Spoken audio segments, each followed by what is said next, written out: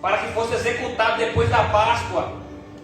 Mas o texto vai dizer que a igreja fazia contínuas orações a ele. Enquanto aquela multidão se agradava com a queda, com a derrota, a igreja estava de joelho orando, aleluia. Enquanto o inimigo se levantava, a igreja estava orando, aleluia. Porque ser igreja não é eu me agradar com a derrota do irmão. Ser igreja é orar pelo meu irmão para ele se levantar. Alabassúria. E eu lhe pergunto, você faz parte de qual multidão? Daquela que se agrada com a queda do irmão, ou daquela que desce a oração para Deus levantar o irmão? Porque isso não é sentimento de Cristo. Se eu me agrado com a derrota de alguém, aleluia, isso é sentimento de Satanás. Nunca foi da igreja de Jesus, porque a igreja chora com os que choram e se alegra com os que se alegram. Evangelho é esse que não ajuda o soldado caído a se levantar, não é evangelho. Evangelho que eu me alegro com a queda do meu irmão, não é evangelho. Isso é coisa do diabo, aleluia. Ser igreja é ser diferente. A multidão se agradava com a derrota, com a morte. Os judeus ali estavam felizes com a queda. Mas graças a Deus, Deus levantou a igreja aqui na terra para interceder. Ainda que o inimigo se levante, aleluia. Ainda que o inimigo se levante contra a tua casa, aleluia. A igreja está na terra orando, aleluia. Porque o inimigo não queria você aqui hoje. O inimigo não queria você de pé. Mas para a vergonha e derrota dele, você está aqui hoje. Aleluia.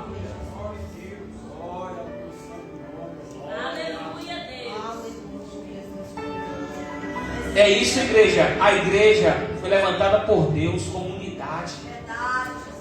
A igreja, aleluia, ela tem uma grande importância aqui na terra. Se você observar, cada país ele tem uma embaixada representando ele. Se você for aqui, aleluia, nos Estados Unidos, tem uma embaixada do Brasil. Se você for, aleluia, na Alemanha, tem uma embaixada do Brasil ali. E nós somos a embaixada do céu aqui na terra. Eu e você representamos o céu. Somos chamados de quê? Embaixadores do reino. Aleluia. Somos sal da terra. Aleluia.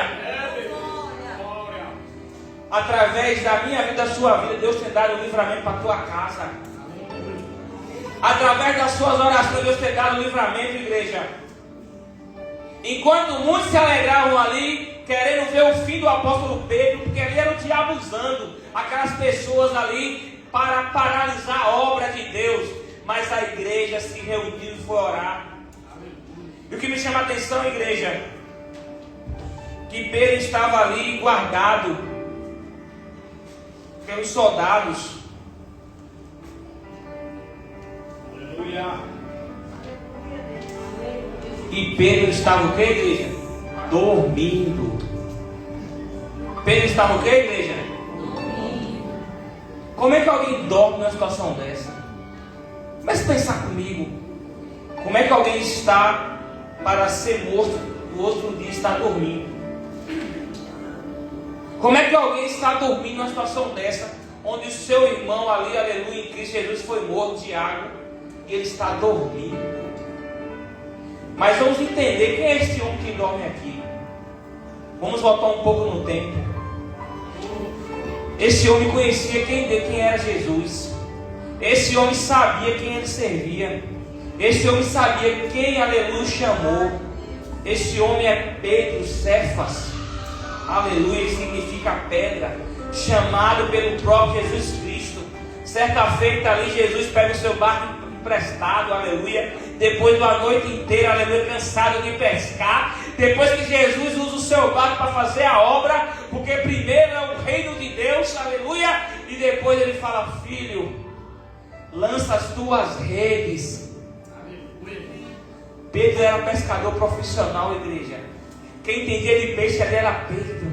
Mas ele fala, aleluia, é a tua palavra. Aleluia, Deus. Ele sabia quem era o Deus que chamou, porque ele estava dormindo, porque ele conhecia quem era Jesus. Aquele Pedro que dormia ali, aleluia, não era mais aquele Pedro que negou Jesus, que vacilou na fé. Porque o inimigo sabia, igreja, quem seria o apóstolo Pedro. Presta atenção, olha para mim aqui, igreja. Talvez você nem sabe quem vai ser você, aleluia. Mas o diabo já sabe. Como assim, pregador? O diabo, ele tem noção, aleluia, da chamada que Deus tem na sua vida. Por isso que ele luta para destruir o teu casamento. Por isso que ele luta para parar a tua chamada. Por isso ele quer te vergonhar todos os dias. Porque ele sabe quem vai ser você, aleluia, quando o projeto de Deus se completar na tua vida. Está entendendo? Ainda que ele não leia nossas mentes, ele tem percepção espiritual, porque ele é um ser espiritual. Ele sente, aleluia, a atmosfera. Ele sabe da chamada que você carrega, da marca da promessa sobre a tua vida. Ele tem entendimento disso. E ele sabe que no dia que você se posicionar naquilo que Deus tem, tu será uma dinamite na mão de Deus. Porque ele sabia que Pedro seria, aleluia, um grande ganhador de almas. Porque ele sabia quem seria o apóstolo Pedro. Talvez você olhe ali, mas o homem negou Jesus. E quem de nós nunca negamos Jesus com as nossas escolhas, com nossos pecados, com nossos erros, com nossas mazelas? Mas é a misericórdia e a graça de Deus, igreja. Pedro negou, igreja, mas ele entendeu o que era a graça de Cristo. Judas também traiu, negou Jesus, mas Judas não entendeu o que era a graça, favor imerecido. Preferiu tirar sua vida. Pedro conhecia quem era Jesus, porque Pedro certa vez desceu do barco. Se é tu, mestre, manda eu ir até você. Ele desce nas águas ali e caminha sobre as águas com Jesus. Pedro sabia quem tinha chamado ele. Por isso ele dormia, porque o seu mestre, aleluia, quando ele afundou, o pegou pelas mãos e o puxou de volta. Pedro tinha intimidade. Aquele Pedro que dorme não é mais aquele Pedro ali que falou, mestre, tenha dó de ti mesmo, não vai para a cruz. Jesus fala, Satanás, apartai de mim. Porque ele não falou, Pedro, apartai de mim, Satanás, apartai de mim. Porque quem tem que sair é o diabo, aleluia. Quem tem que sair é Satanás, aleluia. Pedro sabia quem tinha chamado ele para fazer a boa obra. Aleluia, Deus. Queridos, Pedro dormia porque ele tinha convicção quem era o Redentor dele. Pedro dormia porque ele sabia quem era Jesus. Pedro andou 3 anos e meio com Cristo e presenciou diversas situações. Certa feita a sua sogra estava febril e Jesus ali, aleluia, chegando ali, botando a mão, aquela febre foi embora. Pedro sabia quem era Jesus, igreja. Ele sabia que tem algum propósito eu estar aqui, porque se meu Deus quiser, Ele me tira daqui na hora. Aleluia. Ele sabia que tinha um propósito na morte de Tiago, porque quando ele cortou a orelha de Malco, ali Jesus falou para ele, guarda a sua espada, porque se eu quiser aqui agora, o meu pai envia uma legião de anjos. Pedro sabia quem era Jesus, igreja. E eu me faço a pergunta para você, você conhece quem é Jesus de verdade? Porque aqui é fácil a gente falar de Cristo, mas o negócio é quando chega a provação, a dificuldade. Quando a necessidade bate na tua porta, o vento chega, o negócio estreita. Aí chega a hora da gente realmente saber se a gente está firme ou não com Jesus. Porque para dormir aqui não é porque ele é negligente, porque ele é disperso, não. É porque ele tinha confiança no Deus que chamou ele. Aleluia, Deus. E fé é isso, vai dizer na carta aos Hebreus, capítulo 11. Fé é o firme fundamento das coisas que não se vê. Fé não é aquilo que eu estou vendo, aquilo que eu não vejo. Mas a prova das coisas que eu espero. Eu não estou vendo, mas eu estou crendo. Abraão não viu, mas ele creu na promessa. E não é fácil viver, aleluia, debaixo da promessa. Vem as dúvidas, vem as dificuldades, vem a crise de identidade. Não é fácil, irmão. Somos humanos. Quando vem dificuldade, ficamos ali em crise. Será que realmente Deus me chamou para esse negócio aqui? O pastor me mandou um vídeo, aleluia, de um pastor. E ali ele mostrava o dia a dia dele. Uma hora ele atendia uma pessoa para falar sobre casamento, outra hora ele atendia para falar sobre divórcio, outra hora atendia outro que ia casar, outra hora atendia o funeral e por aí ia. E chamada não é para quem quer, é para quem foi chamado. Aleluia. Verdade, aleluia. Mas se Deus te chamou, não tenha medo, abraça a chamada. Tem convicção da chamada que eu vou ter na sua vida? Abrace ela.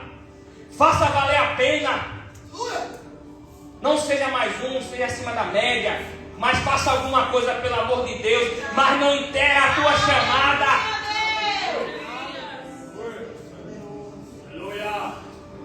Queridos, Pedro dormia porque ele sabia que era Jesus. Ele chegou ali: Lázaro, sai para fora. Ele sabia quem era o mestre dele. Ele viu milagres.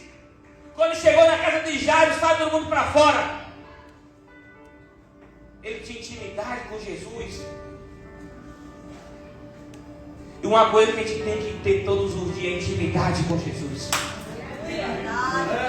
A lavassúria. Sem intimidade é difícil a gente prosseguir. Sem intimidade não vamos suportar dificuldade. Sem intimidade vamos ficar loucos na prova. Mas se você tiver intimidade, você vai dormir. Ei, vou te dizer outra chave aqui que desceu do céu. Porque certa feita, quando o vento estava quebrando tudo, ele viu Jesus dormindo no barco. Ele aprendeu. Meu mestre estava dormindo naquela situação. Eu entendi o negócio. É porque Deus está no controle. E se Deus está no controle, eu vou descansar, porque a vitória é certa. Pedro aprendeu, entendeu quem era Deus na vida dele.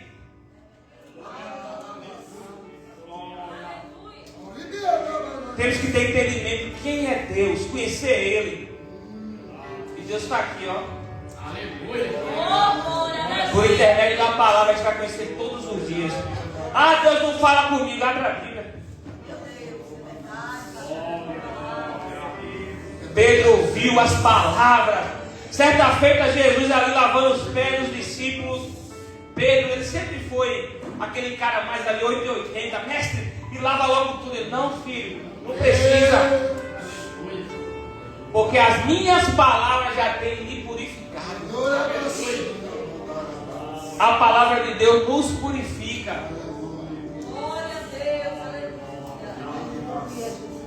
Pedro sabia quem era o mestre dele, que deu uma ordem, o vento parou. Que chegou ali em Marcos capítulo 5 em Gadara, o endemoniado teve que se prostrar, aleluia, porque ele sabia que o dono da vida chegou naquele lugar. Pedro sabia quem era Jesus quando chegou para aquela mulher. E daí, mulher, não chore mais, porque eu cheguei para lhe dar vitória, e hoje eu jogo por terra a morte. Digo assim para o teu filho: jovem, levanta. Pedro conhecia quem era Jesus. E se nós não aprendemos a conhecer Ele, vai ser difícil a gente viver as promessas. Se nós não aprender a conhecer Jesus, cada vez mais vai ser difícil suportar. Porque vai vir a dificuldade, o inimigo vai botar dúvida, vai usar pessoas para dizer que não é de Deus, que você não foi chamado para aquilo. Mas se você tiver convicção na voz de Deus, você vai suportar o processo e vai viver aquilo que Deus tem.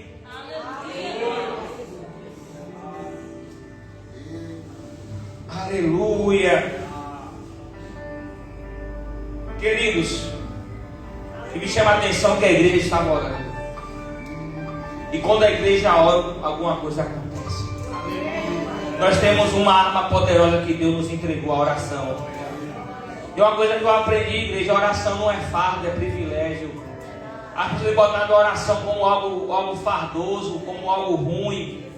Às vezes eu ia ali no centro de recuperação e eu via quando alguém ficava de fazer alguma coisa de errado, tá de castigo, vai ter que orar. Não, oração não é castigo, oração é diálogo com Deus. Oração foi entregue por Jesus Cristo, um privilégio. Ei, na nova aliança o véu se rasgou, o céu se abriu e Deus nos entregou um privilégio de orar, de falar com o Pai. Aleluia. Se você observar no Antigo Testamento, aleluia, quando o homem ia clamar, o Senhor interceder, ele chamava Deus Todo-Poderoso, Yahvé, aleluia, El Shaddai, Elohim. Mas na nova aliança Deus deu o privilégio de chamar Pai Nosso.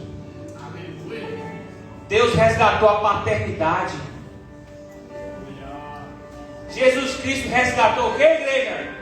Paternidade. Você tem o privilégio de chamar o Deus Todo-Poderoso de Pai.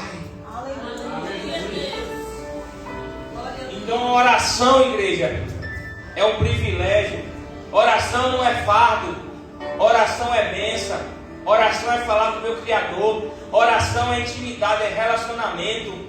Muitas pessoas gostam de citar o profeta Elias. Já vi muitos pregadores falar. E Elias chegou ali, cheio de autoridade, deu uma ordem que não vai chover durante 3 anos, somente segundo a minha palavra. Está escrito isso realmente. Mas se você pegar a sua Bíblia aí agora, em Tiago, capítulo 5, versículo 17, vai dizer o quê? Que Elias era um homem sujeito às nossas paixões.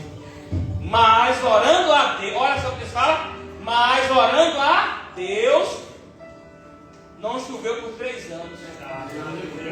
Então até daquela autoridade ali tem uma vida de intimidade por detrás que ninguém vê. Muitos veem ali a autoridade, mas ninguém sabe, aleluia, os bastidores e a renúncia. Muitos veem o nome de Deus sendo usado, expulsando demônios, sendo usado em milagre, em profecia, trazendo uma palavra do céu, mas ninguém sabe os bastidores da oração e da intimidade. Então muitos veem Elias ali dando uma ordem, mas não sabem que ali era um homem de intimidade, um homem de oração. Depois você olha em casa, Tiago 5,17, Elias orando a Deus. Olha só, Elias vinha debaixo de oração. Ei, não foi qualquer gente que chegou ali do nada e falou, não, queridos. Deus validou porque ele tinha intimidade. Vinha debaixo de oração. E nossa geração, infelizmente, não é uma geração que quer orar. É uma geração que quer tudo fácil, tudo rápido, do seu jeito. E se não aprendemos a entender isso, que a igreja que não ora é uma igreja fraca, ela não vai para frente. A igreja que não ora é uma igreja raquítica, essa é a verdade.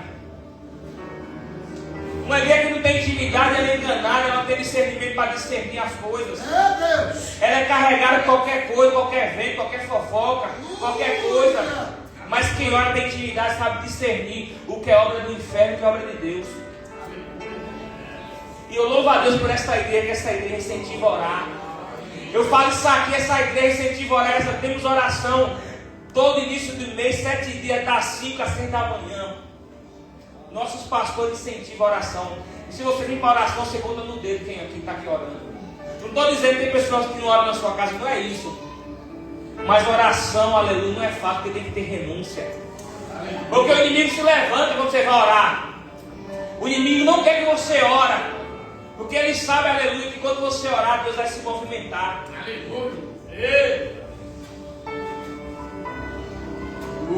E devemos cada vez mais ter intimidade. Sem ter intimidade com Jesus, não tem como suportar o processo. Quantos têm chutado o balde? Quantos têm desistido? Se Pedro não tivesse intimidade ali, talvez ele tenha feito o quê? Vou tirar minha vida, o outro já morreu ali mesmo. Vou me matar aqui. Não. Ele tinha intimidade com Jesus. Enquanto lá fora muitos queriam arrancar sua cabeça, a igreja orava. Vai dizer também que Senaqueribe toma conta de Judá.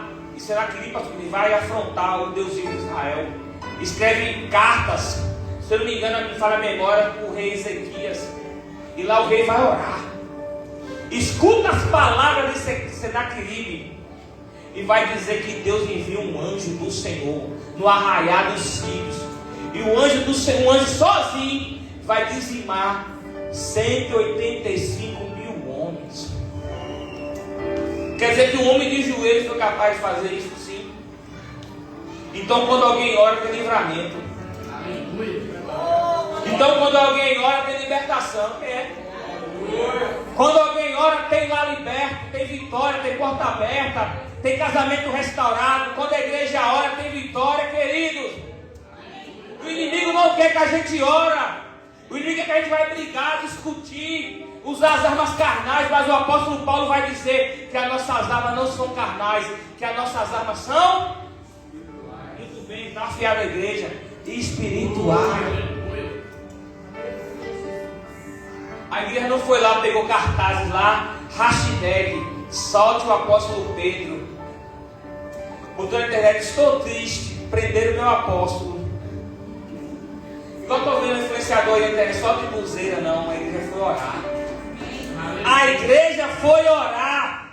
Não foi bater boca lá com ninguém lá, não. Não foi atrás lá do político da época, não. Não foi atrás do vereador, do prefeito, não. A igreja foi orar. E quando eu oro, Deus fala comigo. Ei, quando a gente ora, o céu se abre, tem resposta, tem vitória. O diabo cai por terra. Não tem Herodes que resista, não tem Faraó que resista, não tem Satanás que fique de pé, não tem pombagira que aguenta, não tem tranca-rua, não tem Zé Pilintra. O poder da oração funciona.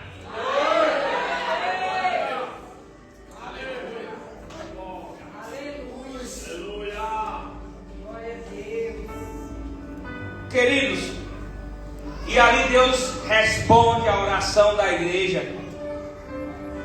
O próprio Pedro vai escrever depois na sua carta, primeira carta, capítulo 3, versículo 12,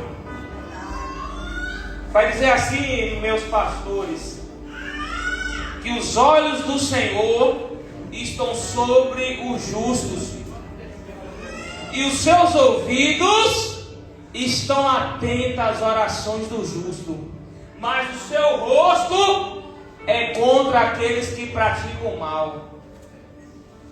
Então, quando eu oro, Deus escuta, sim. Aleluia, Deus. Se eu estou em Cristo Jesus, verdadeiramente vivendo a sã doutrina, vivendo o Evangelho de Cristo, obedecendo as Escrituras, obedecendo minhas lideranças, honrando pai e mãe, sendo um bom esposo, sendo uma boa esposa, sendo um bom filho, sendo um bom pai, uma boa mãe, sendo um excelente servo. Eu sei que a gente vai errar, mas se eu erro e me arrependo e busco a misericórdia, aleluia, a graça vai me alcançar e Deus vai ouvir a minha oração. Queridos, que você venha sair daqui hoje entendendo uma coisa: Deus me deu um privilégio. Deus colocou nas minhas mãos o poder de falar com Ele. Se você perguntar aqui o prefeito de Barreiras, quantas pessoas ele conhece, vai conhecer uma meia dúzia. Chegar no governador, piorou, vai conhecer uma meia dúzia de pessoas aqui em Barreira.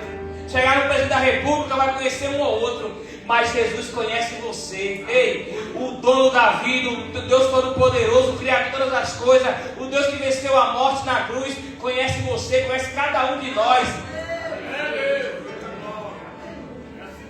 Certa feita eu vi uma história que um pastor coreano, se não me engano, disse que o presidente lá ligou para ele, para ser presidente da república.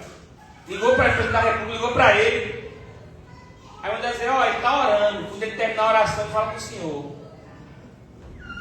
Fosse outro: não, presidente, eu vou aqui não. Porque eu entendo que a prioridade é meu Pai Celestial. Mateus, aleluia, 6,33. Buscai primeiro o reino dos céus. Buscar primeiro o que, igreja? As demais coisas não serão. Tivemos uma geração que inverteu. Buscar primeiro as suas coisas, a sua vontade. Não, queridos. O inimigo quer nos atarefar todos os dias.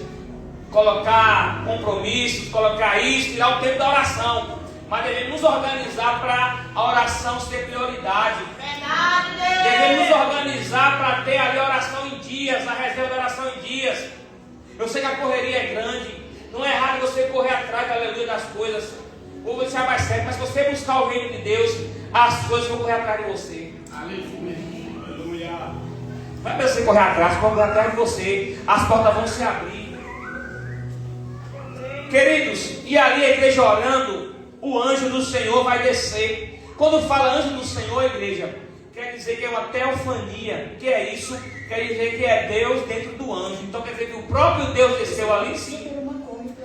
E o anjo do Senhor chega ali e toca onde? Toca do lado, ó. O anjo tocou aonde? No lado do apóstolo Pedro, e as cadeias caem. Não precisou quebrar nada, só o toque. Só o toque do anjo, as cadeias caem por terra. Eu não sei o que você está precisando hoje, mas só basta um toque do Senhor. Eu não sei quais são as cadeias que você tem lutado para cair por terra, mas só basta o toque do anjo do Senhor para cair por terra. Porque eu creio, aleluia, estou aqui numa igreja que ora, numa igreja que clama, e basta o toque do anjo do Senhor, igreja. E vai dizer ali que Pedro ali meio dormindo, ali o anjo acorda, levanta-te, põe de pé, aleluia. Calça as tuas sandálias, porque a caminhada ainda é longa. Eu não sei como você se encontra, como você tem vivido, como você tem passado. Eu não sei quais são as suas lutas, mas Deus conhece as tuas lutas. E eu venho dizer para você aqui, coloca oração, aleluia, porque essas lutas não vão resistir o poder da oração. Essas dificuldades não vão resistir o poder da oração. As enfermidades não resistem ao poder da oração, que Jesus falou, em meu nome, clame o nome do Senhor. A igreja orava, pastor, e a vitória chegou. As correntes caem por terra, porque quando a igreja ora, meu querido, não tem inferno que fica de pé. Quando a igreja ora, não tem capeta que resista, não tem obra de macumba, não tem feitiçaria, não tem olho grande, não tem magia negra, não tem nada que pare esta igreja. A igreja é unida, jamais será vencida. Essa igreja é uma igreja militante, é uma igreja guerreira. Se ela se unir em oração, se ela se unir no propósito, somos capazes de tudo. Se a gente orar, a igreja, Deus dá um templo novo, Deus dá o lote, Deus dá o recurso. É só a gente orar, a igreja. Pregador, mas meu filho não é liberto. Pregador, eu não sou liberto. Pregador, meu casamento está um caos. Pregador, estou depressivo. Coloque a oração, que esse problema vai cair por terra. A igreja aprendeu com Jesus, porque a igreja vê Jesus orando, pastor, e a igreja é o espelho do seu líder. A igreja é o reflexo do seu líder, porque Jesus sempre estava orando ao Pai, e eles aprenderam com Jesus. Jesus sempre estava orando, falando, tem que orar, porque nosso Pai orava, Ele nos ensinou a oração. Ore, mas não tem vontade de orar, ore. Quero contar um testemunho rápido aqui. Queridos, em 2009, eu descobri que eu estava com problema de saúde, que eu estava com câncer. E ali eu fui para Salvador, quem ali conhece o hospital Aristide Maltese, em Brotas. E ali eu fui no tratamento, né? Na época eu estava com 16 anos de idade. E a médica falou para os meus pais, olha, tem que fazer a quimioterapia, fazer a rádio, e dá tudo certo. E ali, igreja, comecei a fazer tratamento.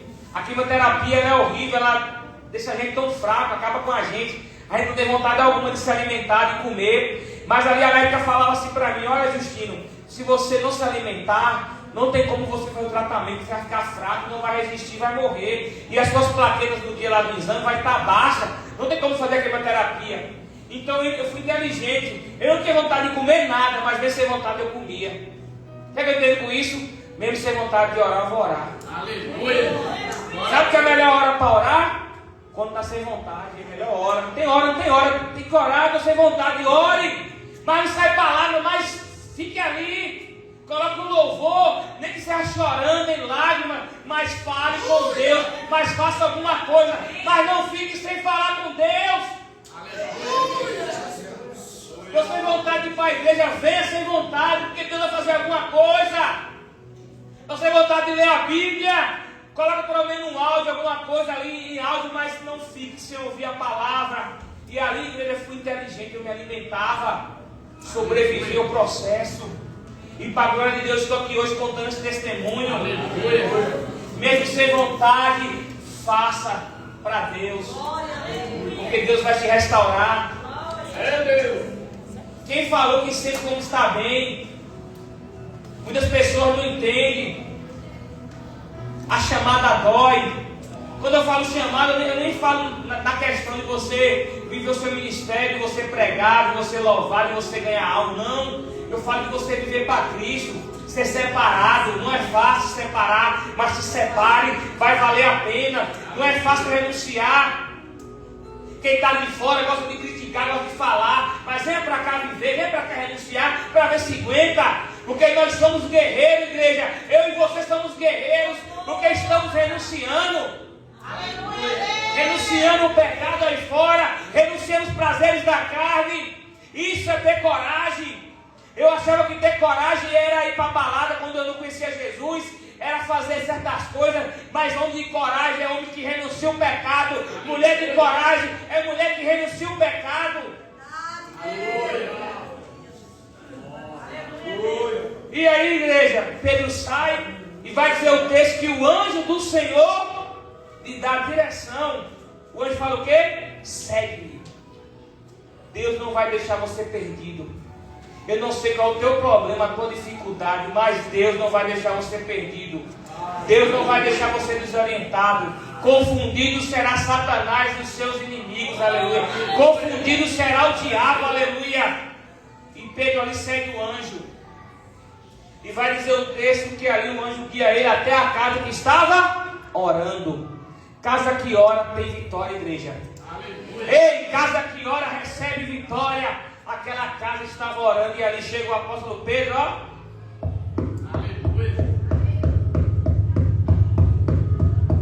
Batendo na porta. E ali a jovem Rode escuta, tem alguém batendo na porta.